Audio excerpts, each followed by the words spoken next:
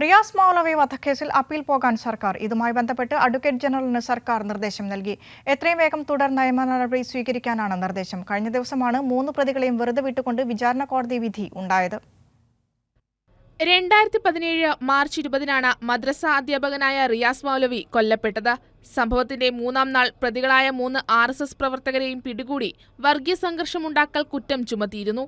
DNA സാമ്പിളും രക്തക്കറയും പ്രതികളുടെ mobile tower location വിവരങ്ങൾ ഉൾപ്പെടെയുള്ള ശാസ്ത്രീയ തെളിവുകളും ശക്തമായ സാക്ഷിമൊഴികളും കോടതിക്ക് മുന്നിൽ എത്തിക്കുകയും കാര്യക്ഷമമായ അന്വേഷണം നടത്തിയിട്ടും പ്രതികളെ വെറുതെ വിട്ട കാസർഗോഡ് ജില്ലാ പ്രിൻസിപ്പൽ സെഷൻസ് കോടതി വിധി വലിയ ഞെട്ടലാണുണ്ടാക്കിയത്.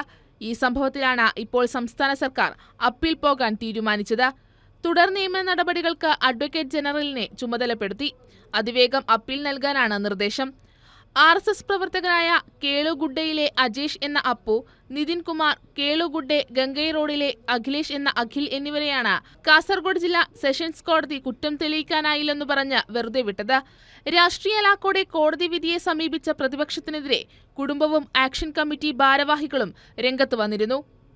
കൈരളി ന്യൂസ്, തിരുവനന്തപുരം.